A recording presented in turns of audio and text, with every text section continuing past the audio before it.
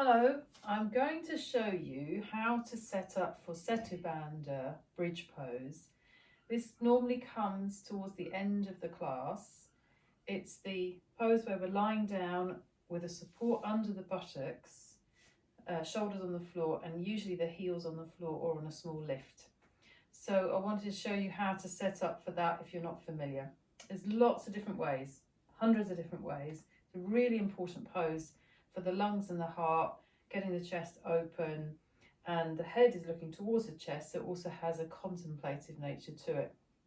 Now, the simplest way we show how to do this is with foam blocks or a brick. And when you're beginning in the pose, it's a good idea to start off with a low height and then gradually build up your experience, your practice of the pose. I'm going to show with 2 foam blocks, and I'm also going to show with 1 brick, so you can see the difference. So if you're starting as a beginner at this pose, if you haven't done it before or you're learning how to do it in class, then a low height is good. You put it in the middle of your mat and you sit right on the edge of it, so the sacrum's right on the edge of the blocks. If you sit too much on the top, when you lie back, you'll fall off. So if you sit on the edge of the blocks like that, and then roll your spine down and get your shoulders down first. So at that point, you might find that you're on the flats of your shoulder blades and they have to lift up into the body to create the arc shape, which is where the name comes from. It's like the old stone arch bridges. So you push your elbows down, push your head down, lift your back chest and tuck your shoulders under like that. So you start to feel that the upper back comes away from the floor, but the sacrum is on the lift. And you can adjust the blocks so they're under the sacrum only, and then from there you stretch your legs out like so. Sometimes you press your feet into the wall, sometimes you have a lift under the heels. I'm going to show that in a second, but the extension of the legs and the tucking of the shoulders stretches the lower back without pushing the lumbar too far in towards the abdomen, so it keeps the lumbar nice and soft. And then when you come out, you bend your knees, you lift your hips up with your feet flat on the floor, and then you take your blocks out to one side and then lower yourself down. So with a brick, it's exactly the same. You've got 3 different levels. You've got the flat level, like that.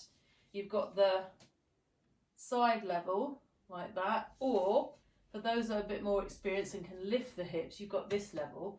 So the way to know which level you have, if you tuck your shoulders under, press your feet down, lift your hips up. If you can only lift your hips to there, you're not going to be able to get the tall brick underneath. So you'd have to use the brick on its side. And it goes right across the sacrum lengthwise, so that it's not disturbing the spine. It goes lengthwise like that, underneath the sacrum. Again, you're tucking the shoulders, and then you extend the legs away like that, pressing the tops of the thighs down. Or if you can go higher, you can lift right onto your tiptoes, get that brick and turn it so that the narrow edge is going from north to south, not east to west. So from head to tail, that goes underneath the sacrum. And it could be one of those foam bricks, or it could be a wooden brick or a cork brick. And then when you extend the legs out, you might find it's a bit more difficult to stretch the legs. So at that point, you'd probably need a lift under your heels if you were doing it for the first time like that, because it's quite a big extension of those legs and more of a stretch of the lower back. Okay, so that's just the basic way to set up. There are other ways, and I'm going to show you those just now, because when we come to the end of the class, sometimes we do a more restful Setu Bandha, more fully supported Setu Bandha, and often you'll be told to get a bolster or a pile of blankets, and I've shown you how to make a pile of blankets into a bolster shape. You would just take one blanket and then fold it in half and lay them on top of one like that, or you can use pillows, but it must be a compact shape, nice and firm. So that goes in the center of your mat again. And if you wanted to have support for the heels, as I've said, you would take a couple of blocks at the back edge of the mat like that, so that your feet can rest on there. Sometimes we use a belt as well, and I'm going to show you how to do that. But first I'm going to show you how to set up for bolster Setu Bandha. So for this, you need to have space to extend your legs out, but your shoulders have to be on the floor. Your whole trunk and spine are supported in this one. And it just takes a bit of practice to get into the right place. So you lie down. Can you see that the whole of my torso is supported on the bolster, the bottom and just to the tips of the shoulders. Now what you have to do is get your shoulders down to the floor. So you curve back and put your shoulders down like that. That's the first thing you do. You never start with the legs straight in Setu Bandha, ever. Okay, I'm always teaching this and people often forget. They lie back with their legs straight and then they wonder why their back's a little bit grumpy. You've got to go back with your legs bent first and get the curve. This is the most important bit, this curving action of the chest, tucking those shoulders under. So not like this with the shoulders going towards the ears. Shoulders go away from the ears, and then you stretch your legs out and you've got your heels on a lift. So that just takes the edge off that deep curve. If you're more experienced, you'd have your feet on the floor. And then arms relaxed out to the sides. Avoid having your arms in this position for Setu Bandha because it tends to flatten out the back. It's a very nice feeling, but if you want to stay in the pose for a while and get the full benefit, you need to have that curving action, like so. And then to come out, you bend your knees, you roll off onto your side, and you come up from the side. Okay, so that's just a couple of different ways. Now, if you're using the belt, that's quite handy as well. If you haven't got anything to rest your feet on, if we're doing it, for example, with the feet at the wall and you don't have a wall, or you're finding it difficult to control the legs, then what you do is you take your belt and you make a loop.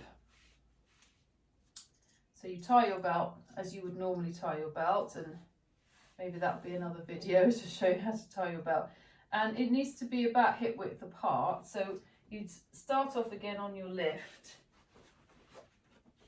Now you can put the belt either around the outer edges of your feet, or actually quite nice to put it around the thighs.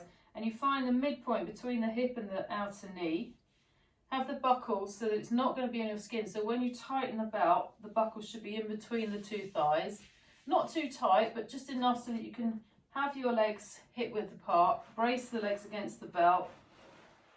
Go back again, sliding down. So you've got to stretch the shoulders towards the floor.